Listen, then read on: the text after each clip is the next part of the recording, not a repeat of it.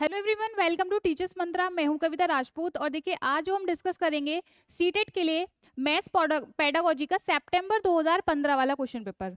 ठीक है, कौन सा? 2015 में जो क्वेश्चन पेपर आया था। तो देखिए सबसे पहले क्वेश्चन की ओर बढ़ते हैं। सबसे पहला क्वेश्चन ये कहता है कि प्राथमिक स्तर पर लंबाई को मापना। ठीक है, प्राथमिक स्तर की बात हो रही है। लंबाई को मापने के विषय पढ़ाने के लिए कौन सा श्रेणी क्रम उत्तम है? ठीक है, प्राइमरी लेवल पर बात होगी। मेजरमेंट ऑफ लेंथ, लंबाई को मापने के बारे में आपको प्राथमिक स्तर पर बच्चे को बताना है। तो देखिए कैसे इस क्रम का यूज करेंगे। देखिए सबसे पहला ऑप्शन है तुलना करना, अप्रमाणित मापों का प्रयोग करना, प्रमाणिक इकाई को विकसित करना, या फिर उसके बाद होगा प्रमाणिक मापों का उपयोग करना। तो देखिए जो सही क्रम होता है वो होता है ऑप्शन नंबर बी। कैसे? देखिए जब आप प्राथमिक स्तर पर बच्चे को लंबाई के बारे में बताना चाहते हैं तो पहले हम क्या करते हैं, तुलना करके बताते हैं। कैसे? मान लीजिए आपने कोई दो अलग अलग लंबाई की कोई भी वस्तु ले ली है, आप उनसे कंपैरिजन करके बताओगे बच्चे को। पहले बच्चा क्या करता है, सिर्फ तुलना करना सीखता है। पहले वो प्रमाणिक और अप्रमाणिक मापों पर नहीं आता, पहले हम बच्चे को तुलना करना सिखाते हैं।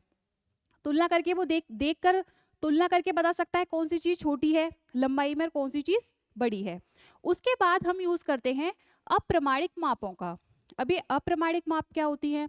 देखिए जो बेसिकली अंदाजे से बताई जाए। जैसे कि आपने कई बार सुना होगा, कुछ लोग कहते हैं कि किसी लंबाई के बारे में बात करनी हो तो वो 1 हाथ की लंबाई है या 2 हाथ की लंबाई है। ठीक है, या फिर आपको कहीं जाना है मान लीजिए, तो अगर मैं टीचर्स मंत्रा की बात करूं, मान लीजिए अगर कोई एज ए एड्रेस पूछे और हम एक नॉर्मल भाषा में बोल दें कि क्वारसी से 50 कदम आगे आपको टीचर्स मंत्रा मिल जाएगा, तो ये जो 50 कदम क्या है, अप्रमाणिक माप है, कोई मेजरमेंट थोड़ी नहीं है। और आपने देखा होगा कई बार जैसे किसी शॉप पर जाते हैं, है ना, किसी बच्चे के कपड़े लेने हो तो कह देते हैं ना कई बार से बच्चा साथ में ना हो तो कि इसके जितना जितना होगा बच्चा, है ना, लंबाई में हेल्थ वाइज कह सकते हैं। तो ये अप्रमाणिक मापें होती है। ठीक है, उसके बाद आते हैं प्रमाणिक मापों पर। अप्रमाणिक माप की बात हो गई। अब फिर प्रमाणिक यानी कि कैसी, जो होती हैं आपकी स्टैंडर्ड मीजर्स। ठीक है, उसके बाद आप क्या करते हैं, प्रमाणिक इकाई को विकसित करते हैं। फॉर एग्जाम्पल मैं बात करूं कि आपने किसी बच्चे का मान लीजिए वजन मीजर किया, वजन निकला उसका, मान लीजिए बच्चे की बात हो रही है तो 25 किलो मान लेते हैं। ठीक है, तो 25 किलोग्राम मान लीजिए किसी का वजन आया है। तो देखिए पहले बच्चा क्या सीखेगा, 25 के बारे में जानकारी होनी चाहिए ना उसको, किलोग्राम बाद में सीखेगा। यानी कि ये जो प्रमाणिक इकाई है इसको तो बाद में बच्चा सीखेगा ना, पहले तो उसको पता होना चाहिए कि 25 कितना होता है, तभी तो वो बता पाएगा 25 किलोग्राम। तो पहले क्या होगा, प्रमाणिक इकाई को, पहले हम प्रमाणिक मापों का उपयोग करेंगे, उसके बाद हम प्रमाणिक इकाई को विकसित करेंगे। तो जिसका ऑप्शन जो होगा वो होगा ऑप्शन नंबर बी। अगले प्रश्न की ओर चलते हैं। देखिए अगला प्रश्न है कि चौथी कक्षा के विद्यार्थियों के लिए अधिगम उद्देश्य दिया गया है। विद्यार्थी दशमलव वाली संख्याओं की, जो कि दशमलव के 2 स्थान तक है, को क्रम में रखने और उनकी तुलना करने की योग्यता रखता है। एक बच्चा है जिसको दशमलव संख्याओं की, दशमलव कहाँ तक है, दशमलव 2 संख्याओं तक, कहाँ तक, 2 संख्याओं तक। उसके बाद उसको, बच्चे को उस संख्याओं को क्रम में रखना भी आता है और उनकी तुलना करने की योग्यता भी वो बच्चा रखता है। तो आपसे पूछा है कि यह अधिगम का उद्देश्य क्या उल्लेख करता है। पहला है प्रक्रियात्मक ध्येय है, बी है सुव्यवस्थितता का ध्येय है, ऑप्शन सी है सामाजिक ध्येय है, या फिर ऑप्शन डी विषयात्मक ध्येय है। अगर इंग्लिश की बात करें तो ये प्रोसेस गोल होगा, या फिर डिस्पोजिशन गोल होगा, सोशल गोल है, या फिर ये कंटेंट गोल है। देखिए बच्चे को दशमलव संख्याओं के बारे में पूर्ण ज्ञान है, वो उनको क्रम में भी व्यवस्थित कर सकता है और उनकी तुलना भी कर सकता है। तो किस चीज का ज्ञान है बच्चे को, विषय का पूरा ज्ञान है। तो यानी कि ऑप्शन नंबर डी, यानी कि जो विषयात्मक ध्येय है वो इसका ऑप्शन बिल्कुल सही हो जाएगा, यानी कि ऑप्शन नंबर डी। देखिए अगला प्रश्न क्या कहता है कि कक्षा 4 में सममिति और परावर्तन की ज्यामितीय संकल्पनाओं की वृद्धि के लिए निम्नलिखित में से कौन से व्यवहार कौशल उपकरणों की आवश्यकता है। देखिए सिमेट्री वगैरह के बारे में हमने जो टूल्स कराए थे उस क्लास में हमने अच्छे से समझाया था बच्चों को। ठीक है, तो which one of the following manipulative tools is required to develop geometrical concepts of symmetry and reflection in class 4. तो देखिए ऑप्शंस हैं मोतियों की माला, बिंदु शीट, गिनतारा या फिर द्विमुखी पटल यानी कि काउंटर। देखिए जब भी हमने सिमेट्री की बात की थी, ठीक है, सिमेट्री यानी सममिति के बारे में बताया था। सममिति के बारे में हमने क्या बताया था?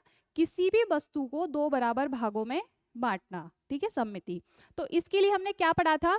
बिंदु शीट यानी कि डॉट पेपर। जैसे कि हमने आपको किसका एग्जाम्पल दिया था? OMR शीट का, जैसे कि आप एग्जाम्स में भर कर आते हो। देखिए कुछ इस तरीके से बिंदु शीट इस तरीके से होता है, जिस पर आप क्या क्या सीख सकते हैं? एक तो आप इस पर सममिति सीख सकते हैं और कोई भी ज्योमेट्रिकल शेप बना सकते हैं, और क्या सीख सकते हैं? अल्फाबेट्स भी इस पर बनाए जा सकते हैं। तो देखिए सममिति की बात होगी तो किसका यूज करेंगे हम? बिंदु शीट का यानी कि डॉट पेपर। तो इसका जो ऑप्शन होगा वो होगा ऑप्शन नंबर बी, करेक्ट होगा। ठीक है, डॉट पेपर पे हम सिमेट्री सीख सकते हैं, बच्चे को ज्योमेट्रिकल शेप बनाना सिखा सकते हैं, और क्या सिखा सकते हैं? जो भी आपके अल्फाबेट्स होते हैं उनको भी इसके माध्यम से बनाया जा सकता है। जैसे कि अगर हम बात करें एम की, तो इस तरीके से एम बनाया जा सकता है। ठीक है, बढ़ते हैं अगले प्रश्न की ओर। देखिए कक्षा 4 में गणित के पीरियड में यह वाद विवाद रखा गया कि शून्य सबसे अधिक प्रभावशाली संख्या है। एक डिबेट कंपटीशन रखा गया है जिसमें बोला गया है कि 0 is the most powerful number. फिर आपसे पूछा गया है कि यह जो एक्टिविटी है यानी ये जो क्रियाकलाप है वो बच्चे को प्रोत्साहित करता है किस चीज के लिए? ठीक है, आपके सामने ऑप्शंस हैं। ऑप्शन नंबर ए विश्लेषण और संप्रेषण में, ऑप्शन बी वे संख्याएं लिखने में जिनमें शून्य हो, यानी कि उस डिबेट में बस वो बच्चा यही संख्याएं जानेगा जिनमें शून्य हो, या फिर ऑप्शन सी वे समस्याएं हल करने में जिन संख्याओं के अंत में शून्य हो, ऑप्शन डी मित्रों के सहयोग देने में। देखिए गणित की बात हो रही है, क्लास 4 पर बात हो रही है, और किसकी हो रही है? वाद विवाद। एक वाद विवाद रखा गया है, टॉपिक है शून्य सबसे अधिक प्रभावशाली संख्या है। तो देखिए वाद विवाद की एक्टिविटी होगी तो बच्चा सबसे ज्यादा क्या सीखेगा? एनालिसिस करना सीखेगा और संप्रेषण करना सीखेगा, यानी कि एनालिसिस और कम्युनिकेट करना बच्चा किस में सीखेगा? वाद विवाद में। तो इसका जो ऑप्शन होगा वो क्या होगा? ऑप्शन नंबर ए बिल्कुल राइट होगा। देखिए अगला प्रश्न है कि यदि एक शिक्षार्थी को संख्याओं और परिकलन में समस्या हो रही है तो उसमें असमर्थता हो सकती है जिसका नाम है, किसकी बात हो रही है? देखो नंबर, संख्याओं और परिकलन यानी कि कैलकुलेशन की बात हो रही है। If a learner is having problem with numbers and calculations, calculations यानी परिकलन, हमने क्या बताया था? जहां पर भी कैलकुलेशन आ जाए तो वो अक्षमता क्या हो जाती है? कैलकुलिया। कैलकुलेशन से कोरिलेट करेंगे हम किसको? डिसकैलकुलिया को। तो ये जो हो जाएगी ये हो जाएगी गणित अक्षमता यानी कि डिसकैलकुलिया। किसकी बात हो रही थी? गणित में कैलकुलेशन की। देखिए लेखन अक्षमता जो होती है वो डिस्ग्राफिया।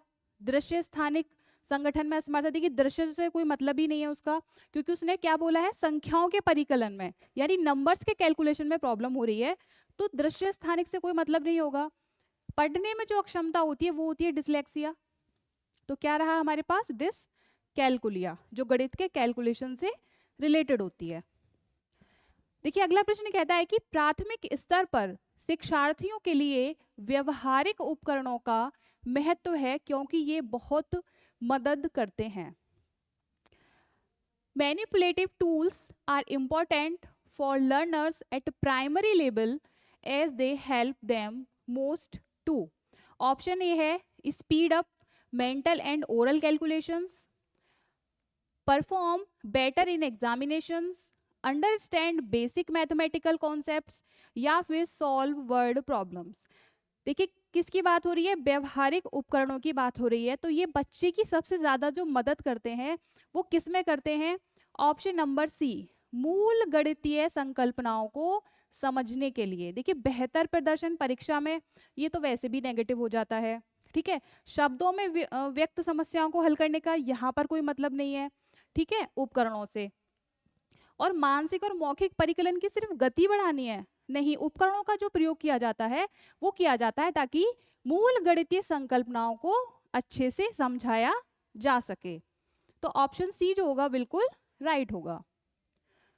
देखिए अगला प्रश्न है कि निम्नलिखित में से कौन सा खुला अंत वाला प्रश्न है? Means open ended. देखिए दो तरीके के प्रश्न होते हैं, एक होता है ओपन एंडेड, एक होता है क्लोज एंडेड। अगर मैं ओपन एंडेड की बात करूं तो ये वो होते हैं जिनके उत्तर कैसे हो? एक से ज्यादा, ठीक है। और जो आपके क्लोज एंडेड होते हैं यानी कि बंद, वो कौन से होते हैं? वो होते हैं जिनका एक ही उत्तर हो, ठीक है। ओपन एंडेड जिनके एक से ज्यादा उत्तर हो सकते हैं और बंद के सिर्फ एक ही होता है। तो देखिए अब समझते हैं इसमें। उसने पूछा है खुला अंत वाला प्रश्न, तो देखिए आप 15 को 3 से गुणा किस प्रकार करेंगे? ऑप्शन बी है कोई दो संख्याएं लिखिए जिनका गुणनफल 45 हो। ऑप्शन सी है संख्या रेखा का प्रयोग करते हुए 3 बार 15 का मान ज्ञात कीजिए। ऑप्शन डी है 15 गुणा 3 का मान क्या होगा? तो देखिए इन ऑप्शन में जब आप कंपैरिजन करेंगे तो कौन सा ऐसा ऑप्शन है जिसके कई सारे आंसर्स हो सकते हैं? तो वो है ऑप्शन नंबर बी, क्योंकि कोई भी दो संख्याएं जिनका गुणनफल 45 हो। अब कैसे हो सकता है? देखिए 15 गुणा 3 45 हो सकता है, ठीक है। 9 गुणा 5 9 पंचे 45 भी हो सकता है। और आपका 45 गुणा 1 45 है ना। तो देखिए 45 लाने के लिए हमने एक से ज्यादा चीजें कर ली ना। 15 तिया 45 हो गए, 9 पंजे 45 हो गए और 45 से कम 45 हो गए। तो इसका जो ऑप्शन राइट होगा वो होगा ऑप्शन नंबर बी, खुला अंत वाला प्रश्न, यानी कि जिसकी एक से ज्यादा। देखिए अगला क्वेश्चन है कि कक्षा 2 के कुछ विद्यार्थियों को हासिल वाले 2 अंकों की संख्याओं के जोड़ में कठिनाई का सामना करना पड़ता है। इस समस्या का कारण क्या होगा? तो देखिए कक्षा 2 के विद्यार्थी हैं और उनको हासिल वाले की 2 अंकों की संख्याओं के जोड़ने में कठिनाई हो रही है। तो ऑप्शन है क्या उसका गणित में रुचि का अभाव है? ऑप्शन बी अंकित मान और स्थानीय मान में अंतर की समझ का अभाव है, या फिर ऑप्शन सी शून्य के महत्व की समझ का अभाव है। ऑप्शन डी पुनर्समूहीकरण की प्रक्रिया की समझ का अभाव है। तो देखिए गणित में रुचि का अभाव तो होगा नहीं, क्योंकि बच्चे ने प्रश्न किया है, प्रश्न गलत किया है, तो इसमें रुचि का अभाव नहीं माना जा सकता। अंकित मान और स्थानीय मान में अंतर की समझ का अभाव यहाँ पर कोई भी नहीं दिखा रहा, क्योंकि देखिए understanding of difference between face value और प्लेस वैल्यू, फेस वैल्यू और प्लेस वैल्यू का कॉन्सेप्ट यहाँ पर नहीं है। शून्य के महत्व की समझ का अभाव या फिर पुनर्समूहीकरण की प्रक्रिया की समझ का अभाव। तो इसका ऑप्शन डी जो होगा बिल्कुल राइट होगा, अंडरस्टैंडिंग ऑफ रीग्रुपिंग प्रोसेस। मान लीजिए उसके सामने 2 अंकों की संख्या कुछ इस तरीके से है कि उसको 27 में 27 जोड़ना है, ठीक है। तो 7 और 7 14 का 4 कैरी गया 1। तो इस बच्चे को क्या पुनर्समूहीकरण का अभाव है? क्योंकि वो 2 में 1 को नहीं जोड़ रहा है, ठीक है। तो इसका ऑप्शन जो होगा वो ऑप्शन नंबर डी बिल्कुल सही होगा। देखिए क्वेश्चन नंबर 9 है कि प्राथमिक स्तर पर गणित की अच्छी पाठ्यपुस्तक के लिए निम्नलिखित में से कौन सी विशेषता महत्वपूर्ण है? Which one of the following is an important characteristic of a good mathematics textbook at primary level? Option है कि concepts should be introduced through context. Option B है it should only contain numerous exercise to give rigorous practice. Option C it should be attractive and colorful. Option D it must be thick and large. तो देखिए प्राथमिक स्तर पर गणित की पाठ्यपुस्तक की बात हो रही है और वो भी गणित की अच्छी पाठ्यपुस्तक की बात हो रही है। तो देखिए उसमें केवल केवल हमने क्या बताया है, हमेशा आपको अगर क्वेश्चन पॉजिटिव पूछा है तो केवल कैसा होता है? नेगेटिव। तो ये तो हो नहीं सकता। सिर्फ आकर्षक और रंगीन होनी चाहिए, सिर्फ नहीं होनी चाहिए, होनी चाहिए। आपकी बच्ची की जो बुक है प्राइमरी लेवल पर कलरफुल भी होनी चाहिए और इंटरेस्टिंग भी होनी चाहिए, लेकिन सिर्फ यही तक नहीं होना चाहिए, वह मोटी और बड़ी होनी चाहिए, इसका तो कोई मतलब ही नहीं है। तो देखिए उसमें अवधारणाओं का परिचय संदर्भों के द्वारा दिया जाना चाहिए, यानी कि ऑप्शन नंबर ए जो होगा वो होगा राइट ऑप्शन। अगले प्रश्न पे चलते हैं। देखिए वैन हिले के ज्यामितीय स्तर के अनुसार जो विद्यार्थी आकृतियों को दिखावट के अनुसार वर्णित और वर्गीकृत कर सकते हैं वे हैं। तो देखिए वैन हिले ने जो ज्यामितीय स्तर के जो स्तर दिए थे वो दिए थे 5। ठीक है, कौन कौन से दिए थे? लेवल 0, 1, 2, 3 और 4। तो जहां पर भी बात होगी दिखावट के अनुसार वर्णित, यानी कि अकॉर्डिंग टू वैन हिले level of geometry students who can describe and sort out shapes on the basis of appearance, तो वो क्या होगा? स्तर उसका 0, यानी कि मानसिक चित्रण। Means level 0 visualization. देखिए विजुअलाइजेशन में क्या होता है कि बच्चे जो हैं वो देखकर, है ना, देखकर क्या बना सकते हैं? इमेज बना सकते हैं। जो लेवल 1 होता है एनालिसिस, इसमें क्या करते हैं बच्चे? जो भी ज्यामितीय आकृतियां होते हैं उनके नाम जानना शुरू करते हैं। ठीक है, फिर आता है लेवल 2 इनफॉर्मल, इसको रिलेशनशिप भी बोला जाता है। देखिए इसमें जो इस लेवल में होता है कि बच्चे आकृतियों में संबंध बनाना सीख जाते हैं, है ना। जैसे कि अगर मैं फॉर एग्जांपल बात करूं, जैसे कि सभी आयत समचतुर्भुज होते हैं लेकिन सभी समचतुर्भुज आयत नहीं होते, वो इस कॉन्सेप्ट में, इस रिलेशन में संबंध बनाना सीख जाता है ना। तो ये होता है आपका लेवल 2। लेवल 3 फॉर्मल डिडक्शन, इसमें क्या होता है? बेसिकली बच्चे फॉर्मूले सीखता है। और जो आपका लेवल 4 होता है ये होता है रिगिर, यानी कि दृढ़। इसमें क्या करता है बच्चा? अपने मानसिक चिंतन के आधार पर जितनी भी ज्यामितीय आकृतियां उनको बनाना सीख जाता है।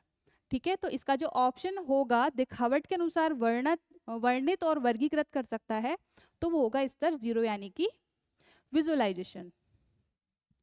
अगला प्रश्न है कि गणित की कक्षा में संप्रेषण का उल्लेख किस क्षमता का विकास करना है? Means communication in mathematics class refers to developing ability to.